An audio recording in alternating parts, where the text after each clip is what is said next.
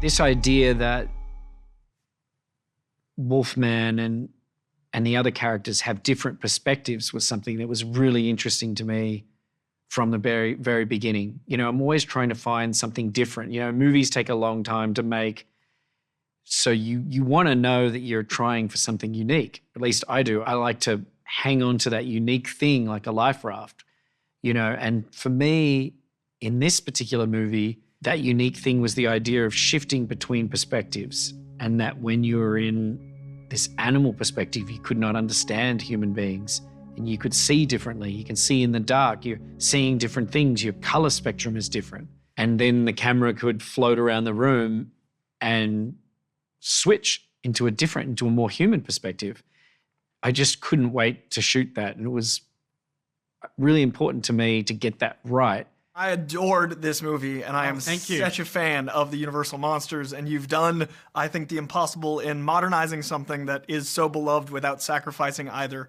So thank you. Oh, awesome. Thank you. That's great for you to say that. Now this, it opens for me in a way that I really love, that there's a kinetic pacing, but then the hallucinogenic imagery really threw me in a wonderful way, and that lack of comprehension, and that really puts you in a place where the POV is from the Wolfman, and I think that really served the narrative in a unique way. When did that idea come to add the hallucinogenic elements and that comprehension to throw you into his headspace? I think that was the first idea. That was it. Like when I always like to start a film by just collecting ideas, like building a collage. You know, I like to delay the part where you actually have to sit down and write for as long as possible. Yeah. I think the scientific term for it is procrastination. So it's like cleaning your house before you start with the work. 100%. So I'm like, I make a playlist. You know, I'm very particular about what goes in the playlist. Then I start taking notes in a notepad, and I'm basically building this picture in my mind of what the movie is before I actually start putting it down. And I think during that process, the first image I had in my head was of this language separation, you know, between someone who could not understand what their fellow human was saying anymore because they were now in the animal world. And that really stuck with me. And that stayed there right from the start all the way through all the drafts and all the editing and changes. That was always there. The paranoia that comes from that's amazing. And then the conceit of that stays with you, so you got that beating heart. And I love that things like this can have the Trojan horse of morality. These themes, like with your Invisible Man, I love that it was about stalking. And this can be about so many different things because it's such a broad archetype.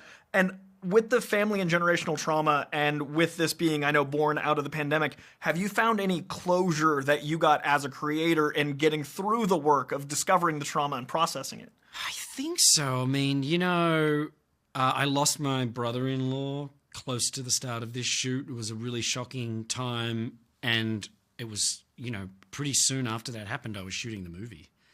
And I felt it was very cathartic. It was a way of processing it. And I realized how good art, whether it's making a film or whatever it is, writing, it's very cathartic, and it's a good way to process grief, you know? Yeah.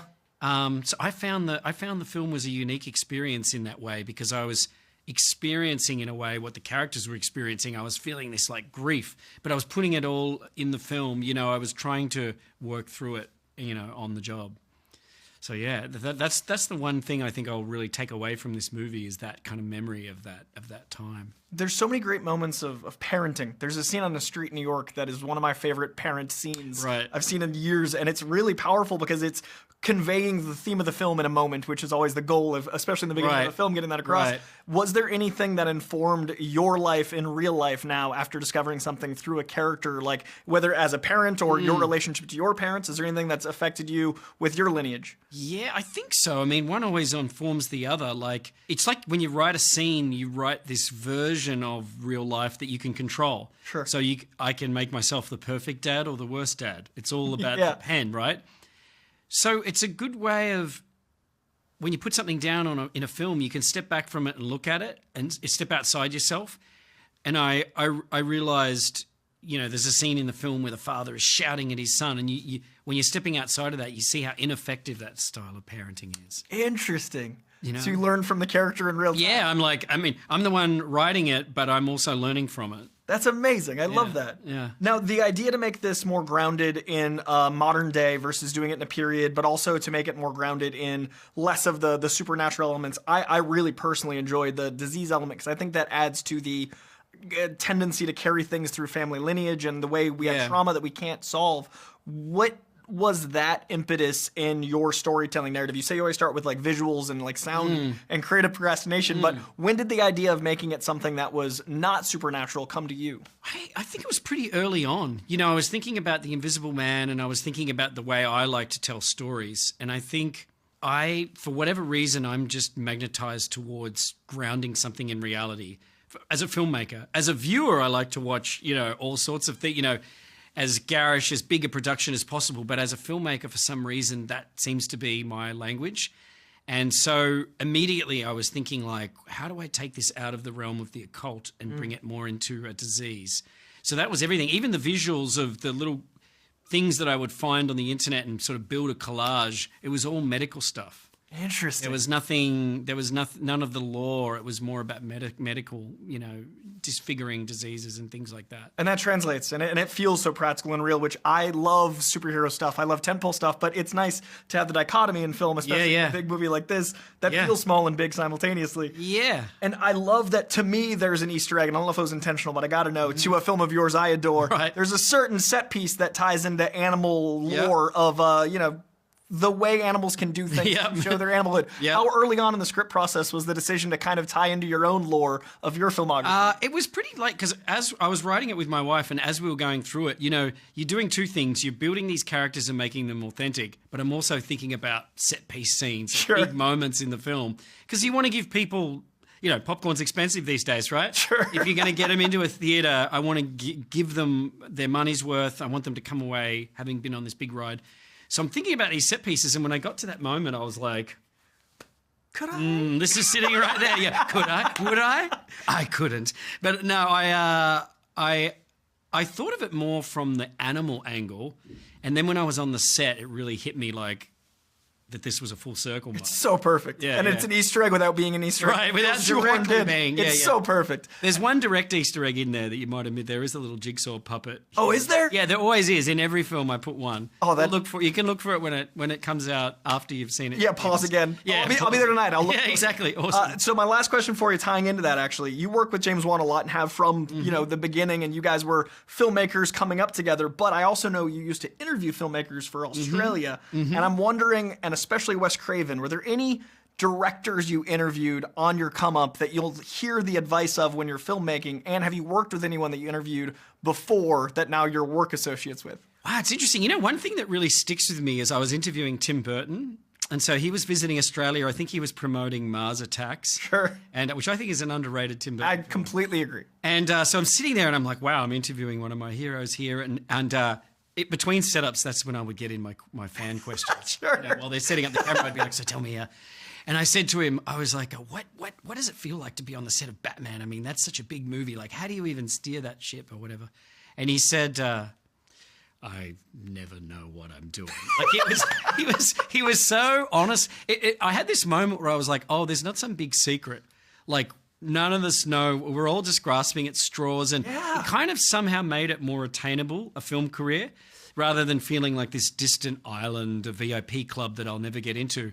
His admission that he really just doesn't know what the hell he's doing. And I was like, this is so great. That always sticks with me. I feel like it ties into the film too. Parents are always like, I don't know, there's no book. There's no book. Adulthood is knowing there's no adulthood. Oh my God, there's no manual. You're constantly screwing it up. Yeah. And same with films. Like even I saw an interview with Scorsese where he said, doesn't matter how many films I've made, I still feel like everyone is the first one and I'm still learning. I'm a student. And that's true. Like you just never stop learning about filmmaking. There is no end. No one gives you a certificate and says, congratulations. You made film. You made film. You graduated. Like you just, you can be in your 80s and still learning about filmmaking. So, thanks to Tim Burton for opening that door of normalcy. Well, I cannot wait to see the next and the next and the next. This was a masterpiece, man. I really, really loved it. Thank you. I really appreciate that. Thank you very much. Cheers.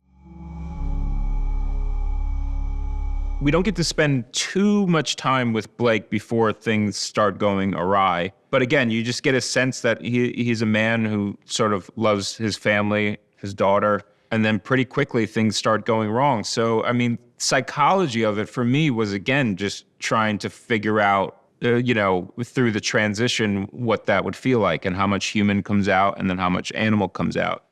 I'm Coy Jandro here with The Real Rejects, and I am so impressed with this work, man. It is not an easy role, and being an archetypal role, can't imagine the stakes.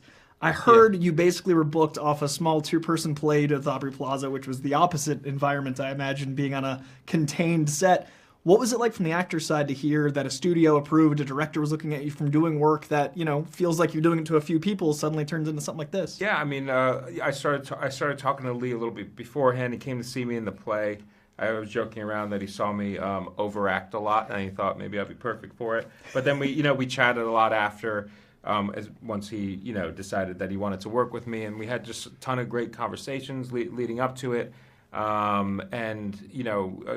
we talked a lot about, we're doing this horror film, it's genre, whatever you want to call it, but sort of maintaining like the story of this family and injecting the heart into it. So it's a lot to live up to. But also, I think while Wolfman is a very, popular character and idea, I think all the movies, all the Wolfman movies, whether it's American Werewolf in London, the original, whatever, they're all their own story, and they're all their own iterations. And I think this sort of is in line with that, is that it's just very different. It's beautiful to not ever feel like you're rehashing on iteration 7, but still familiar. Right, exactly. And like there's odes still, even down to the prosthetics, I think is a lot of like ode to like Rick Baker style like prosthetics and stuff like that. So I think we give nods, but I think still do our own thing. And in that same vein, the physicality of the character, like I'm obsessed with the Alexander technique and how a physicality can inform a mental, and like what that does for an actor. Heard you broke your knee like the day after that performance, so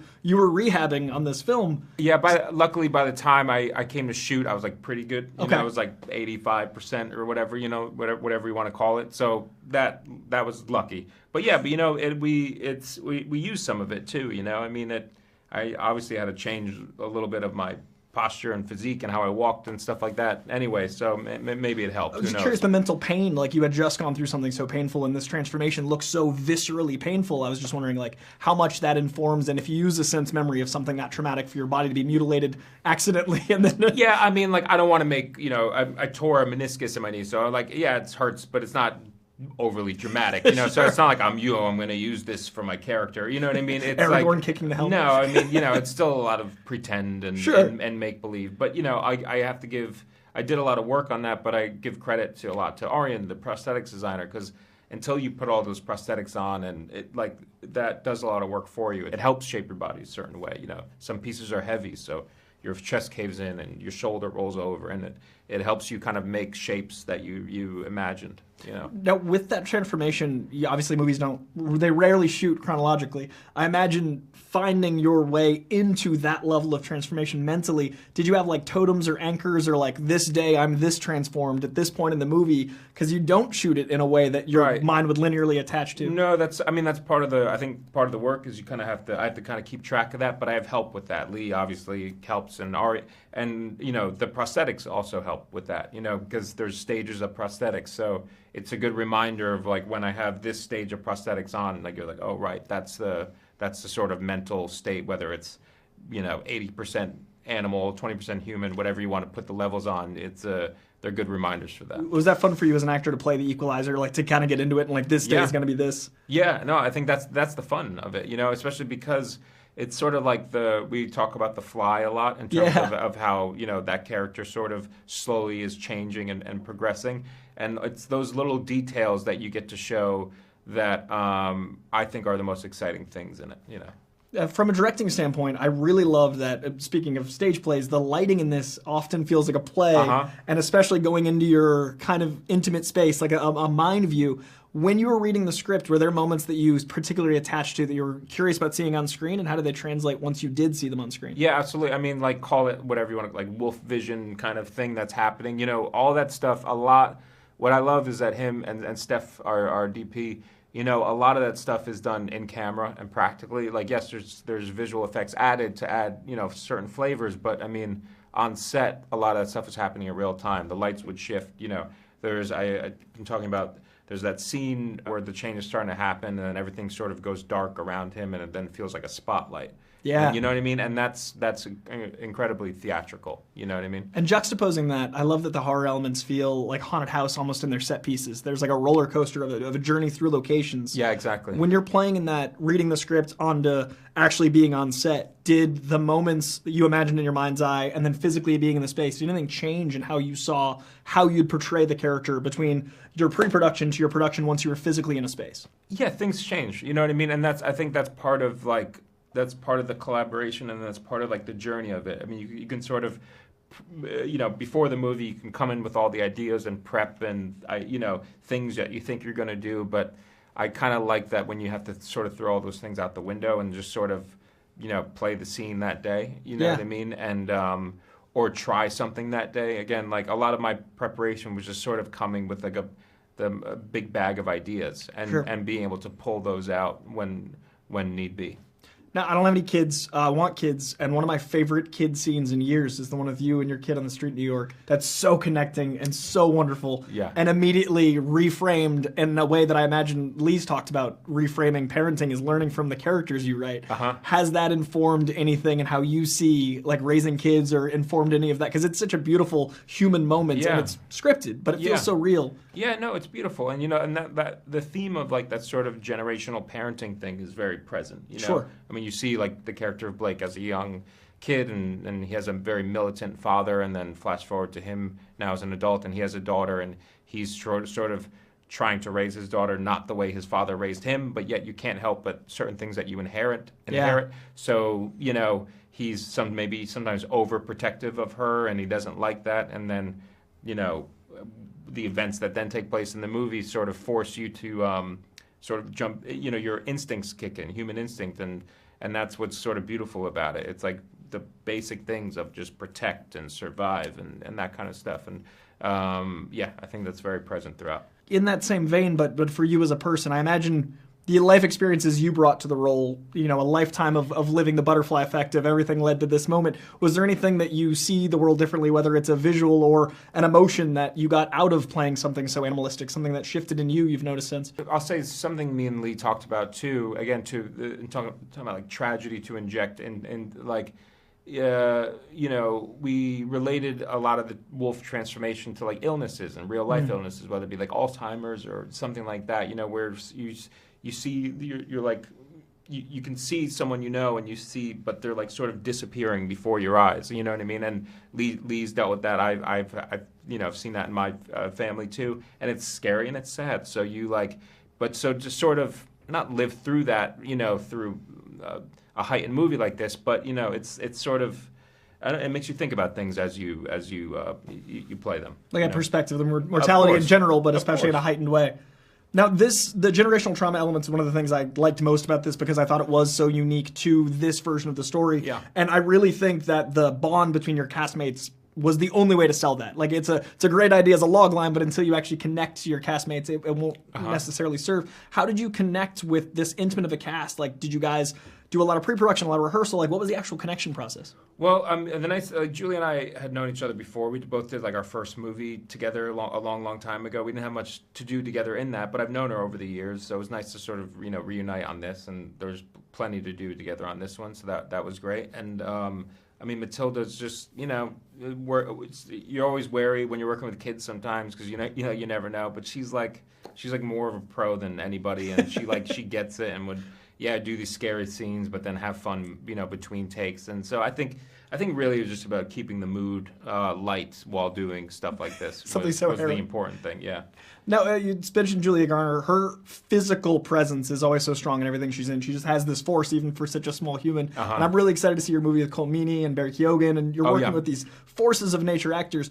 Do you find you pick up something that you want to carry on, or like something you learn a technique, or is there anything from Julia you picked up that you're like, oh, that's a cool way to do a thing? Well, something about Julia that I just appreciate is that she, even when you're doing a genre thing like this, she's always just sort of concerned about, the story and character, what's going on, what's really going on here. Like, we have to do this scene where like he jumps out and I'm not supposed to be scared. You know what I mean? Like, that's on the surface very simple, but like it's for her. I think it's always about like what's underneath everything. You know what I mean? I relate to that. I think that's great. And that was totally present with the. I love that you're afraid for you and of you throughout. There's a beautiful undercurrent of fear in both ways with your character. Yeah, exactly. Yeah, afraid of myself. Yeah. You know what I mean? In a lot of ways, too. It's a special film, man. Really great performance. I really great. loved this. Oh, thank you so much. Appreciate it, pal. Appreciate it. Thanks for your time.